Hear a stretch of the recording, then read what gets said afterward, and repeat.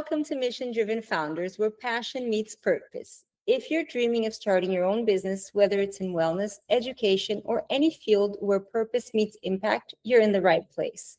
We are going behind the scenes with inspiring entrepreneurs who are not just building brands, but driving real change. So hit subscribe, tap the bell for updates, and stick around. This conversation could be the spark that ignites your journey. Today, we're honored to introduce Benjamin Slinkard, known on stage as Kennedy and Scott, an award winning educator, performer, and advocate based in Nashville, Tennessee. A blue ribbon teacher and teacher of the year for Metro Public Schools, Benjamin is celebrated both for inspiring students and for uplifting the LGBTQIA plus community. It takes me a while to say all the letters. Featured in Rolling Stone and the New York Times, he continues to use his voice in the classroom and on the stage at the Lipstick Lounge to champion authenticity, compassion, and inclusion. Now, let's dive into Benjamin's inspiring journey and see how he's contributing to our movement and making a difference in the world. Benjamin, thank you so much for joining us today. Thank you for having me. I'm super excited to be here and chat with you and whatever kind of journey we go on this afternoon. Oh, I think it's going to be super fun. I love your energy. I love how you just came into the room and I felt the light. I said, this human being has the light. I love I it. hope so. You too. So let's start with the story behind the spotlight, All right. your journey. You're known both as Benjamin Slinkard, a celebrated educator and advocate, and as Kennedy Ann Scott, a powerful performer and voice for authenticity. Can you share how these two worlds came together and what inspired your mission to educate, uplift, and create safe spaces through both teaching and art? Yes. So it all kind of started whenever I was in school, right? So, school was an amazing experience for me and then also very traumatic for me. School started out as it was kind of rough because I was bullied a lot in school because of the way that I talked, walked, anything, way that I looked, they would find something to nitpick. And so I was relentlessly bullied in school. But along that way, I had some amazing teachers that helped guide me to get me to where I needed to be. And it was because of these teachers, they inspired me that I wanted to inspire other kids as well.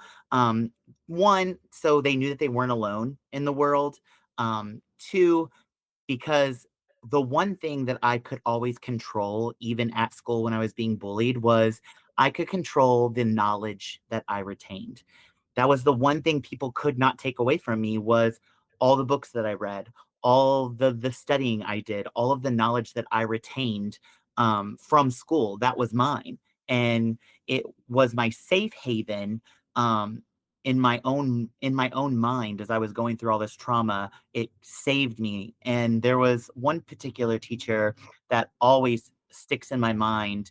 Um, Even though I had a couple in high school, bullying got really bad and got really aggressive. And there was a teacher, Miss Pope, and she was always that light for me. She was my English language arts teacher. Every day that I went to her class, it was almost a relief. I'd walk in there, someone's on my side. I can make it through the rest of the day. So she was a really big inspiration, and she was one of the first teachers that really stood up for me and had my back and really made me want to be that for someone else. And so I went to college to be a teacher. Um, it wasn't my goal at first. My goal, I really wanted to be on stage. I loved acting. I loved all the lights and makeup and all that fun stuff. But I knew that I wanted a career where I also got to interact with people every day and inspire them to be lifelong learners. So education kind of just fell into my lap when I went to college. And then I kind of was going through college, doing my thing, and there was some drag pageants going around in the area at the local gay bars, and there was some amateur nights, and I was like, I don't want to do that. Like, that's something I want to do as well. And so I just kind of went into those amateur nights and kind of did my 1-2 step, my lip sync, and then it just kind of became more and more. And as I went into teaching, I moved to Nashville after a year of teaching, and I found my way to Nashville, got into the school system here, and then I got into Lipstick Lounge, which is my home bar. That's where I do most of my shows. I was the first queen at Lipstick Lounge to have a residency, meaning that I had my own show 1 to 2 nights a week that I hosted, and now I'm the show director. And so I've been there for over 13 years, being the show director and hosting special events and weekly shows. And so I've just kind of morphed those two worlds together because just because I didn't see another way of not to, I just thought, oh my gosh, I want to do both things and I'm going to make it work and I'm going to do it well. And here I am today. And it's perfect because you do both things perfectly. Um, I need to go to your shows. I've yes, seen please. videos, but I need to go to your shows. I'm so close to you. I'm in Knoxville, Tennessee. Oh, that's so So close. close. I know. I have to go to one of your shows, and you're teaching on stage, you're teaching at schools, you are practicing your purpose on both settings. And I think they are perfect together. They're so aligned, right? Yes. Oh, With yes, I can't agree teaching, more because both you of you. have to, well, like in education, what I've said, you especially today in education, you have to entertain. You have to keep children and youth, you have to keep their mind going because their brains are so busy all the time. And you're competing with YouTube, you're competing with Instagram, you're competing with Snapchat, you're competing with all of this technology, all this AI, you're competing with so many things, and you have to also be an entertainer now. Kids don't want just to learn, you got to do a fun little show Yeah. at the same time. Oh And my so gosh. my drag has helped me be an entertainer in a completely different way than I ever thought in the classroom.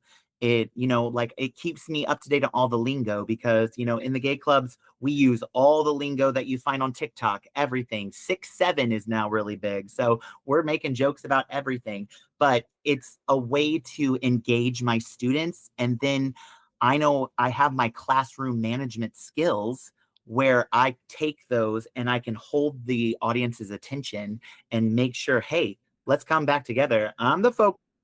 Welcome to my show, and bringing them all in. So yes, they go together in so many ways. And it's made me a better teacher being a drag queen. It's made me a better drag queen being a teacher. So they just mesh together. I love that, Benjamin. It's so amazing because nowadays, even for teachers, if you're not having fun while you're teaching, it becomes a very stressful job, right? Yes. And Yes. and of course, you have a lot of responsibility. You're dealing with kids, but while you're having fun, kids are having fun. Everyone's learning. Everyone's learning from each other because they say when you teach, you master the subject. So For whatever you're sure. teaching, you're mastering and you're learning from the children. So I just love the experience, the exchange that you have both at school and on stage. It's incredible. Thank you. Every Yeah, time I you would do agree with you on that. Like, and sometimes we know that adults, the more that they drink, the more that they act like children. So really, I'm doing the same thing all day long. That's so true. And they say that adults are just overgrown children, right? They are. I think it's true. I mean, we like to have fun. We like to do things that kids do, Yeah. except that we are more controlled because of what society expects from us. But being free to have fun and enjoy and learn things in a very light and delicious way, it's the best. It's the For best of sure. both worlds.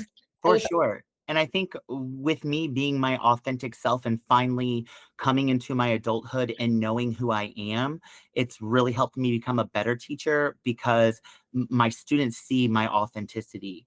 I wear nails because one, I like them, they're fun. Two, I wear nails for my shows, and it's like, it's I get them professionally done just so I have them for weeks at a time, because I can't just every night come home, put them on. I don't have enough time for that.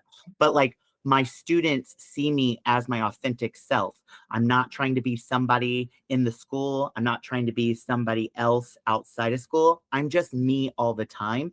And I think that's a refreshing thing for them, because I feel like we were saying with adults, we are overgrown children, but we have to act a certain way, which I agree we do. But at the same time, I think it's good for kids to see us still have that inner child in us, so they don't just think, oh, they don't get what I'm going through. Oh, they have no idea. Even though I'm like, I tell my kids all the time, I get it. It's not the same, but I was in middle school at one time. It's tough. I get it. But know that, like, look at me. I'm still doing everything that I love, and you will too. You just have to find the passions that work for you and the way it works for you. And you're also teaching them how to love who you are, Yes. And right? that's a hard thing. Yes, very hard. Self-confidence, reassurance. Like if you are this, whatever way you are, love it. It's Yeah, you. It's for your sure. authentic self. Yes. And that is invaluable for children, because we grow up sometimes wanting to please the parents or society or friends or a spouse or, partner. Yes. And it's like, hey, just be who you are. Exactly. If they Exactly. don't love you for who you are, then it's never going to work. Exactly. Right? It's not worth your time. It's And I not know, worth the and time. it took me a long time to figure that out. And some days I'm still figuring that out, because I've always been a yes person, and I'm learning how to be a yes and no person. And a lot of my really close friends are always like, you just said yes to that again. You're overworking yourself. And I'm like, but I love it. And I love to be around people, and I love to work, and I love to just have fun. But I'm learning now that I need to like take more time for myself so I can give more to people. So I'm working on that, but it's a That's progress. important. It's progress. That is very important. Saying yes to everything sometimes will just it's too much. It Yes. will overwhelm us and stress, and it's not necessary to say yes to everything. But Yes. I understand, because it's very hard when you're so passionate about everything people bring to you. You're like, I want to embrace everything, but sometimes you just can't, For sure. right? And I'm learning that. I think we all are. Yes. And your work beautifully blends with education, performance, and advocacy. How would you describe the mission behind what you do and who you hope to impact the most through your art and your classroom? Ooh, that's a good question. You know, I think my mission is, I want people to just have a good time. I want people to love big, love hard, know who you are. And, I always say, like, with my shows, if you are having the worst day of your life and it is rough, and you can come to my show and for 2 hours, forget about your troubles, calm yourself, find your center, then I've done something. I've That's my whole mission, is I just want to help everybody. That has been even me as a kid. I wanted to take care of everyone, and I would overexert myself, overexhaust myself, because I care so passionately just about human beings. And I've always been that empathic kid, empathic adult, where I just feel everything. If someone's having a bad day, I'm like, oh my gosh, I'm feeling that right now. If you need help, I need to help you in some way. So my mission is just really to make people feel good, not only about themselves, but about their situation, about life. I don't want people to be like, oh, just forget about your problems. It's okay. No, problems are always going to be there. Mm. But know that you have somebody in your corner rooting for you, understanding what you're going through. I'm never going to leave their side. I'm always going to try to do anything and everything I can to help a situation, even a stranger. I've never met a stranger in my life ever. So I'm always trying to find someone. I'm like, oh, do you need anything? What do you need? And then the same with my students. I want to give them every opportunity. I want to fill their brains with as much knowledge as I can give them. I also want them to have that basic skill of interacting with humans, especially being, in our technology era. A lot of faces are down now in phones and all that kind of stuff. So I'm trying to bring back more of the old school things at the same time as keeping it modern and keeping it with all the technology. I still want them to understand those basic things of communication and why while you and I are having this conversation online, I can still see your face. We're engaging. You're giving me that feedback. It's not a screen. I'm not reading into all of the letters and combinations of sentences. I'm actually seeing how you're excited to ask me these questions. So I'm really just trying to show people again authenticity. I'm showing them you can have it all. It takes a lot of hard work and it takes a lot of passion and compassion to do everything. And it can become exhausting and taking that time for yourself. But really, you can be queer and you can have an amazing life. I started off rough in my life, but I've made it to where I am today. One, because I went through everything that I went through. And that's okay. I went through some really tough times and it was really hard. And I don't wish that anyone would ever go through what I went through. However, it made me who the person I am today. It made me be the person, how I want to treat people, how I want to show my love for everybody. And again, I'm not perfect. I have my off days and all that kind of stuff, but knowing that tomorrow is a new day and you can start again, and you can, as long as you are giving your all every day, the only thing that you have to do is prove something to the person looking back at you in the mirror every night. That's the only person you have to prove something to, is yourself. That's beautiful. That Yeah. that is beautiful. And you are teaching these kids social skills that the technology today Yeah, is taking away from them for somehow. sure. Like, Yes, it is because we like to say, okay, technology is great. We're it is. Yeah. promoting, online learning and all that. But like you said, look at your your friend in the eye, Yeah. talk to your friend, express your feelings. And sometimes with online technology, it's very hard to express your feelings, and Yes. it's important for everyone to go through that. And what you said about your life lesson, I mean, you turned all your obstacles into opportunities, I right? Your did. challenges into the chance to grow and to love who you are and be yourself. And this is a very valuable lesson, not just for kids, for Yeah. adults. And it's a message that has to spread, and people have to understand that you are who you are. Yes. People are so different. And Yes. sometimes they're judged by a difference, a physical difference or another difference. And it's people, we are who we are. Yeah. And if somebody doesn't accept us, okay, we don't have to be loved by everyone. We don't have to love everybody, but we have to be respectful, right? Yes, for sure, for sure. And I think it's also getting people to realize how beautiful it is that we are all so different, but we can mesh so beautifully. And I think that is a really cool thing to look at. It's like, and I think with life, because life is so fast paced now, I've got to get to here. I've got to get to here. I've got to do this, this, and this. You come home at the end of the day. I got to clean my house. I got to take care of my dog. I got to take care of my kids. I got to grade papers. I got to do so many things just like everybody else. And it feels like time is never on our side. But it's kind of like you and I, when we first got on here, take a moment, breathe, touch grass, do something. Yes, yes, exactly. It's the crunchy way of doing things, right? Yes. The other day, my son said to me, "Stop with this hippy dippy something." He said to me, "You're always with your little hippy dippy little messages. I'm done with that." I'm like, "Oh my gosh, okay, no more hippy dippy." You said, I always be like, do you need a hug?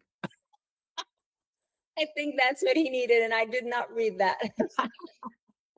Now I am so excited to share your book, No Tea, No Shade, that I started reading. I did not finish That's okay. because of all that you mentioned earlier, all the tasks that we have, work and kids and house and dogs and cats. But this book, Yes. I want to talk about this amazing, beautiful book you Thank all put together. You co-authored No Tea, No Shade, and it's a you. book that goes far beyond the LGBTQIA IA Plus community. It's Yes. a message for everyone about self acceptance, respect, and confidence. And I personally believe that this book should be read by all because it helps us understand others and ourselves in such a deep level. Yes. Can you tell us what inspired it and what you hope readers, especially younger generations, can take away from these stories? Yes. So I did co-author this with five other amazing queens. Nina West, Alexis Michelle, Olivia Lux, Laguna Blue, and Julie J.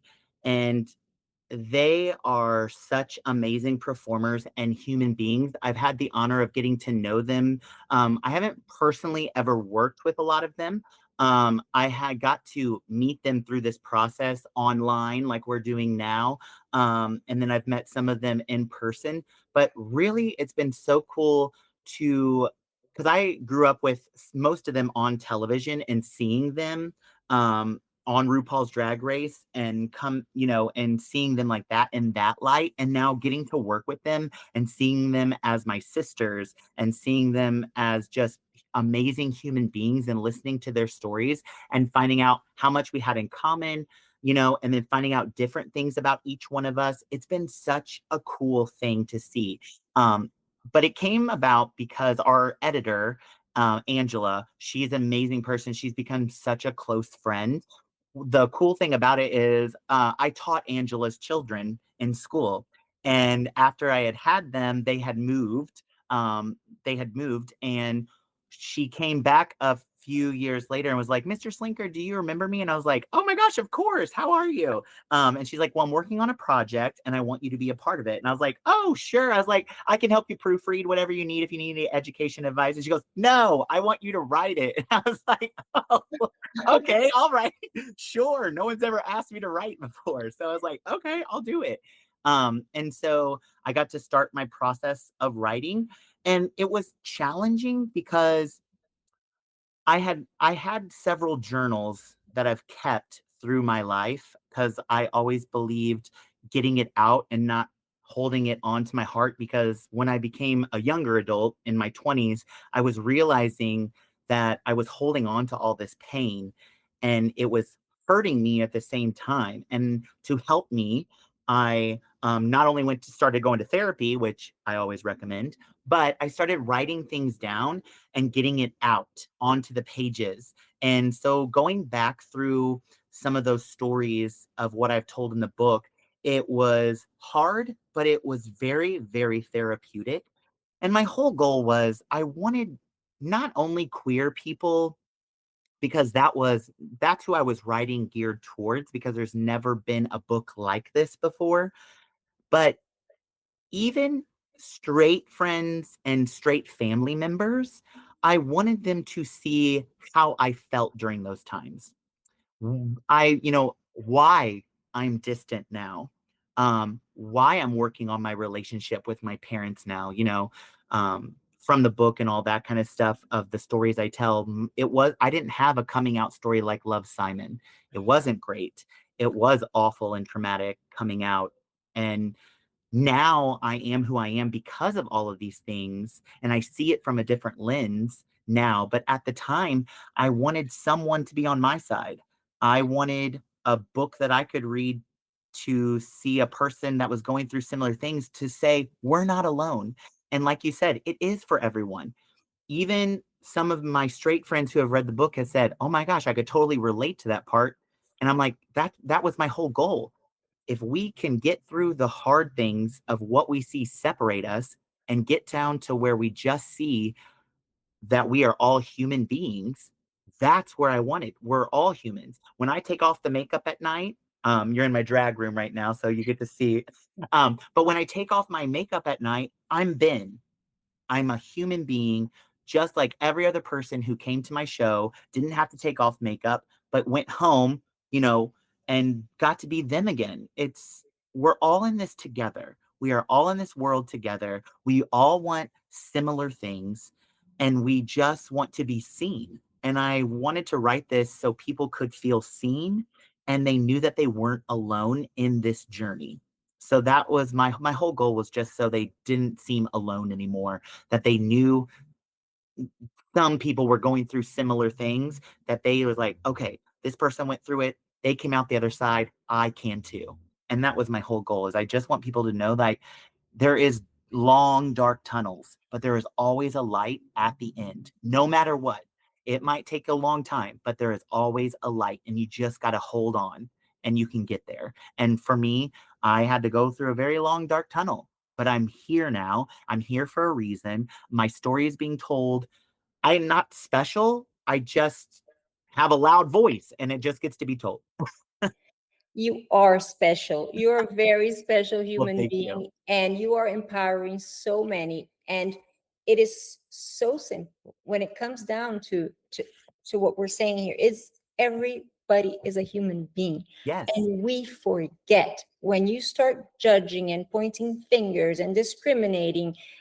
Sometimes people are discriminated because the person discriminating is either scared of who you are or scared of who they want Yes. to be, and they cannot embrace who they want to be, so Exactly. You they nailed it. become scared, and they criticize and discriminate and point fingers and judge and totally like bully and terrorize the person who is being who they want to be, Yes. right? So Yes. I think, like, even there's a part here that you talk about the government and how the government, started like to this nonsense about, the drag shows, and I was like, when this happened here in Tennessee, Hmm. remember they were like, we're not going to have any drag shows. Yeah. Why can't we have art? Yeah. Why can't we have performances? Yeah. And someone's sexual preference is their own business. For sure. Nobody knocks on people's doors, straight people, and says, what is your sexual preference? What do you like to do in your intimacy? For No, sure. no one asks them. So No. nobody should ask or get involved in anyone's personal business, No. right? And Yeah. that doesn't make you less of a human being, because we're all human beings. For And sure. what we like to do or what we don't like to do, who we are, it's all about who you are, authenticity, right? Yes. You like to do, like, I like to eat apples, you like to eat oranges, Yeah. and you know what? It's okay. You have the apples, I have the oranges, and let's go on with our lives. For sure. And It's just it makes me so, like, I know I'm not allowed to have an opinion when I'm interviewing, but I have an opinion. So you this is can this have an is my opinion with me, podcast. girl. You can have an opinion with me. I do not agree with that. I was raised Catholic, and for Same. me, you were too? I Oh, was. Yes. I went to Catholic school and everything, from kindergarten to eighth grade, Catholic school. oh my Yeah. gosh. I was raised Catholic, but I was raised in a household with two grandmothers that were way ahead of their time. Yeah. And they were always teaching me people are people no matter what. And And my grandmother did the same thing. And right, growing up, whenever I was being bullied and stuff, she was the one that I would play hooky from school sometimes, because I just couldn't face going to school. It was just rough. And I would go to her house and she taught me how to sew. She taught me how to cook. Like, she saw me for me. It just was one of those things where she just was in my corner, and she didn't try to change me. Like, she didn't say, oh, boys don't do that. She showed me. She didn't say, oh, go play with your cousins or go with the boys and do that. She showed me how to cook, how to bake. She showed me how to sew. Like, she just saw me for my ownness, right. and she was like, she was okay with me. And that was an amazing thing. And she was an amazing person. And when she passed the week before I went to college. She passed on a Sunday evening, and I left for college on a Friday morning. Mm, And that was one of the hardest weeks of my life, because one of my best friends left this earth. But it was so crazy, because she was always saying, she's like, I'm going to college with you. I'm going. And she did.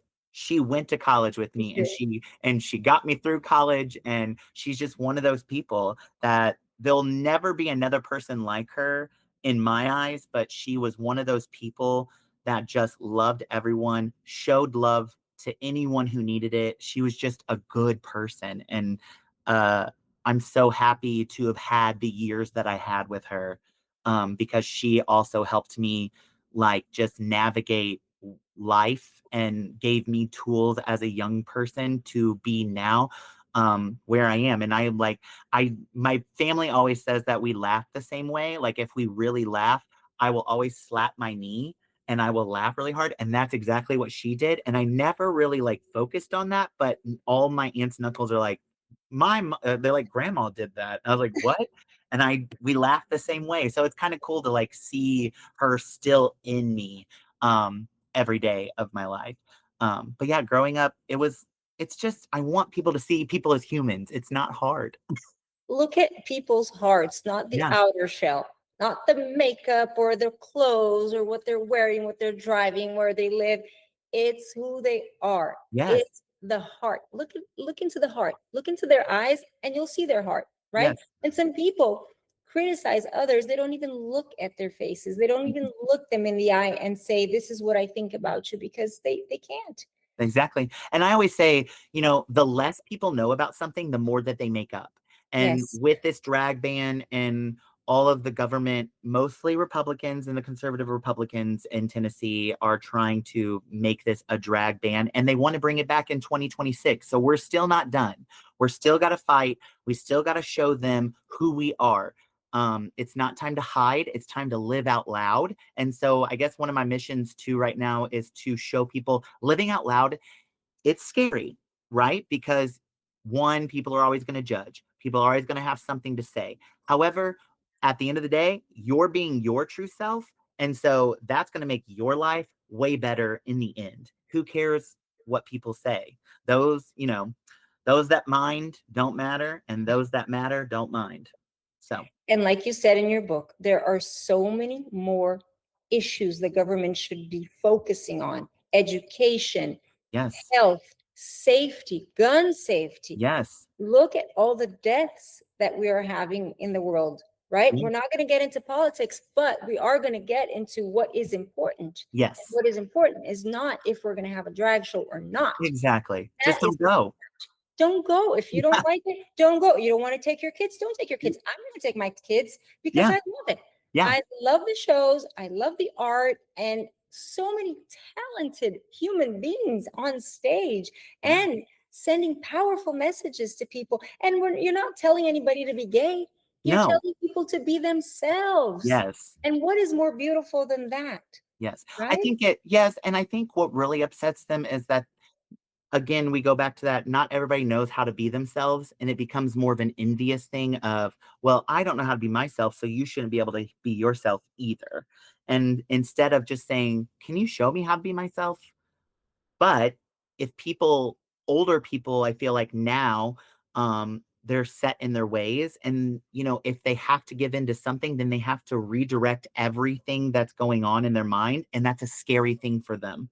I've had to relearn some things and it is scary, you know. But at the same time, when you come out the other side, you're a better person and you feel lighter, you feel happier, you feel like, okay, I can do this. And it's okay for people to be uncomfortable sometimes. It is Uncomfortable is that learning process that we all have to go through. And when we come out the other side, you are better for it. better, stronger, Yes. and real. You are real. Yes, for sure. I love that.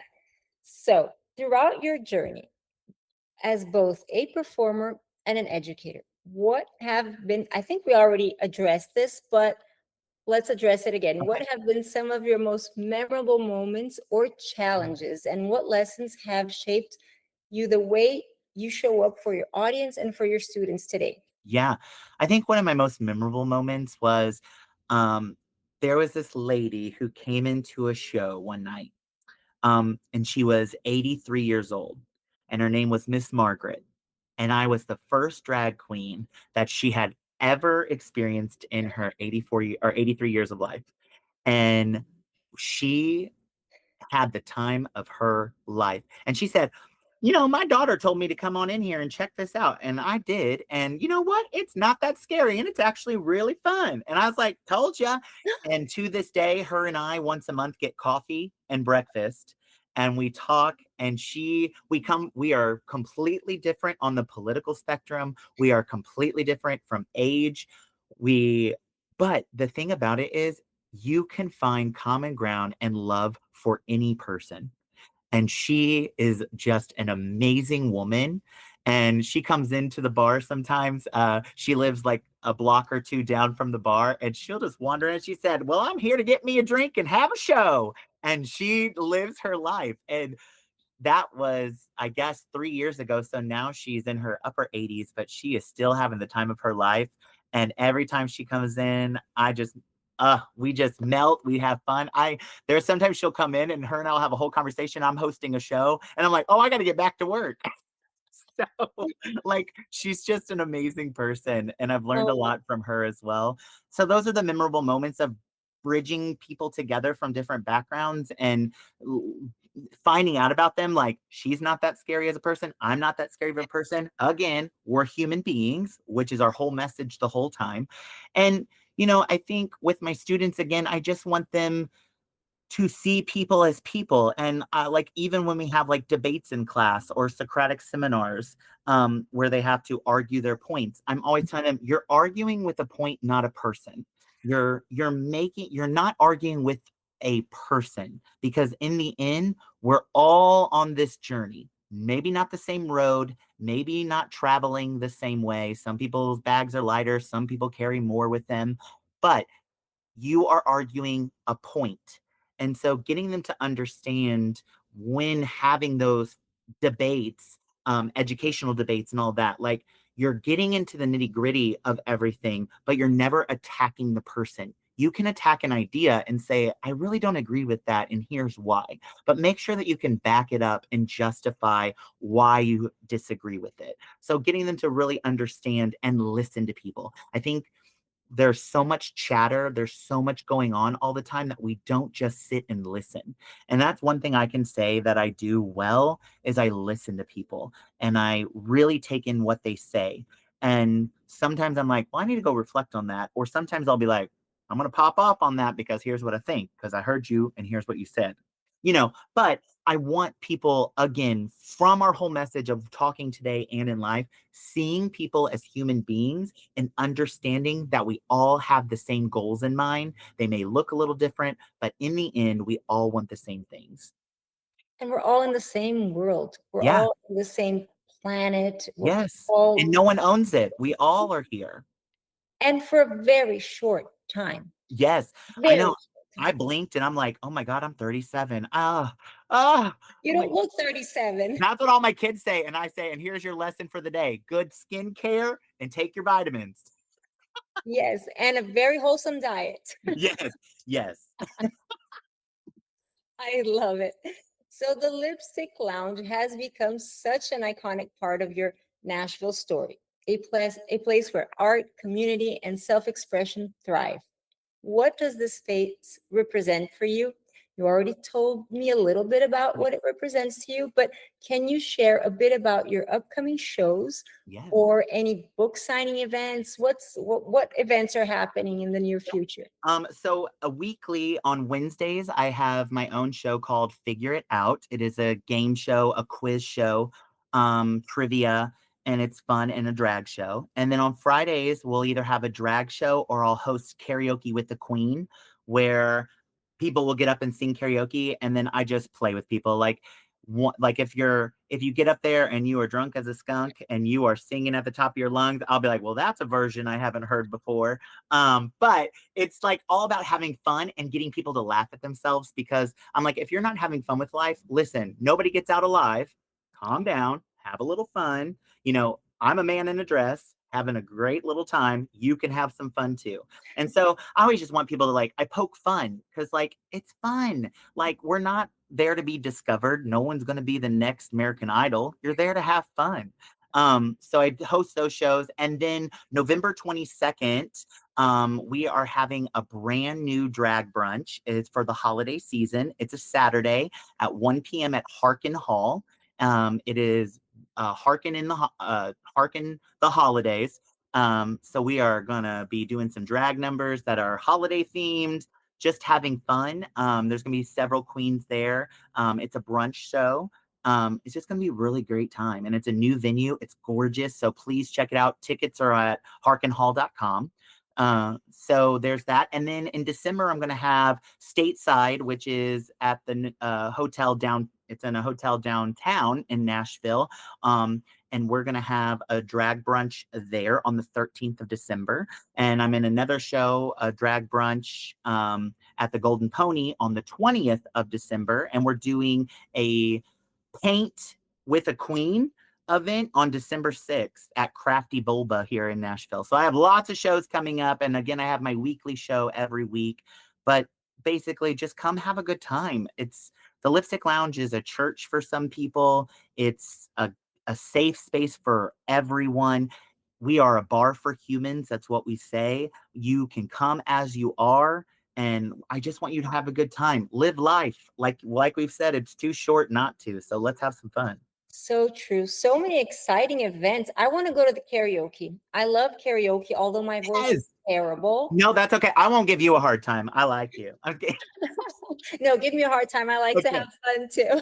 Okay, good. Yes, I love karaoke. I will have to go on a Friday then. Fridays Yes. are the karaoke days. Yes. Well, we have karaoke every night of the week. I just host karaoke on Fridays. That's my night to host. God. But we have it every single day of the week. You can let loose anytime. Love that. So, as a blue ribbon teacher and advocate for inclusivity, you've seen firsthand how understanding and empathy can transform lives. How do you see initiatives like the CMB certification program, which is our certification program, which celebrates transparency, education, sustainability, and social impact, aligning with your vision for a more open-minded, compassionate world? Yeah. It's really, again, it goes back to what I said in the beginning. Knowledge is power, and knowledge is the one thing you get to control in this life of what you walk away with and what you know. No one can take your information away. And I think having students recognize that I mean, learning can be fun for some. It's not everyone's cup of tea, but you can find something to gravitate towards that you love learning about. And I love school so much because it teaches us those basic things. So when we get done with the basic things, we get to go on and do all the fun things that we want to do. But you're going to need those basic skills in order to do it. But I think education is so important, and it allows you to not only grow with yourself but grow with the world around you. If we're not educating ourselves, we're not evolving, and if we're not evolving, we're stagnant, and if we're stagnant, we begin to disappear. And so when all of these things come about, we have to keep educating ourselves, even on the tough things, even on the history that is stained in our country. We have to educate ourselves on everything, because if we don't educate ourselves and know what has happened, then history completely repeats itself. And then we find ourselves in worse situations than we were before, because we have what happened in the past, and now we can apply what happened, and they can change it, and they can make it even more aggressive. So we have to educate ourselves so we know what we do not want. And we can't just take things with a grain of salt anymore. You have to highly research and educate yourself so you know what they're saying, especially like going back to the drag ban bill and all these bills that they're trying to push through, and ban certain rights. You have to know your rights, one, and they make all of these laws and all these policies and everything so wordy, and they make it a little very like broad. So because what they count on is people censoring themselves. That's what they count on. So with this drag ban, it's very broad, and it's like, it's not so, well, is this a correct thing? Can I do this? And so when people question, most times when they question something, they tend not to do it. And that's what they count on. So you really have to read up on everything and educate yourself on everything so you know what you can do. And that way you can still live your life the way that you want to. So I believe being transparent and open and honest in education, and letting kids be and do the exploration. Like, let them explore the topics that we talk about. Let them dig in deep. Let them do the heavy lifting. We, as an adult, we've all been to school. I don't want to just stand in front of my classroom and lecture and tell them they have to learn this and they have to know this. I want them to want to understand this. So I give them those little pieces so they can be like, oh, that's interesting. I want to know more about that. And they take on their education and they hone in on what they want to learn and understand. So I just try to be my best and self every day and give them the information that I have and then let them kind of figure out the rest because they have to have ownership over their education or it won't mean anything to them. That is so true. So many important messages here. It's, you know, make informed decisions.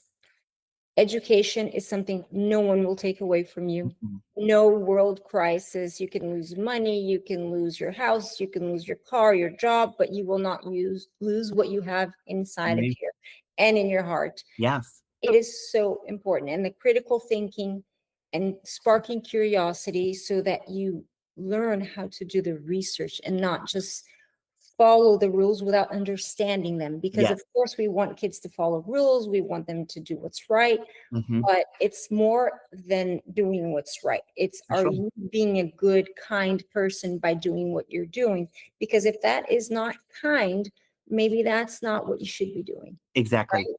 And unfortunately, some laws that we're seeing are not kind to people. So we need to also, understand that and see how can we be a better person and still follow the laws, For sure. Yeah. right? And you can do both. You You can. can do both. And Yes. I think I just want people to educate themselves so much instead of saying, well, I heard this. Well, you could hear a lot of things, but unless you really learn it for yourself, it doesn't mean anything. So That's so correct. And we hear so much, right? If we yes. are going to go the direction of what everybody is saying and not thinking for ourselves, Yeah. we will go left and right, and we will not get anywhere. Yeah, it's that herd mentality where like you stand outside the herd and people are like, well, that's wrong. And so you'll gravitate towards what everybody else is doing. But I have always been that person who like, well, I'm gonna stand over here. I just said what I said. You all can keep going. I'm over here. Right. Because you have to think of what you feel is the right thing to do, Yes. right? If it's not hurting anyone, if it's not, hurting the planet, the animals, and the people around you, but it's going to be good for you. Yeah, Yes, you don't have to do what everybody's doing because what everybody is doing doesn't mean it's right. exactly. Right? Exactly. That's what happened in the Nazi area. Like Yes. Hitler was, doing all that and everybody was doing it. So is it okay to kill people because of their religion? No, Yeah. it's not okay. Mhm. It's not okay. No. Right? But it was the rule at the time, wasn't it? Yeah. And then we need those people who educated themselves to break the rules to enough to shake people and say, listen, not right. Here's what I've read. Here's what I've researched. Look what you are doing. Right. Wake up And be the change. and be the change. Be the change. I love that. Oh my goodness. Thank you so much, Benjamin. Thank you. It's been a lovely chatting with you. Oh, it was amazing. And thank you for sharing your inspiring journey and for all the work that you do to create a more conscious world. You've shown us how businesses can truly be a force for good, both in education, well, all in education, right? On stage and in schools. Yes. And to everyone watching, remember that every choice we make can shape the future. So let's choose wisely, live intentionally, and support those who are making a difference. Stay inspired, stay motivated, and let's keep building a brighter future together.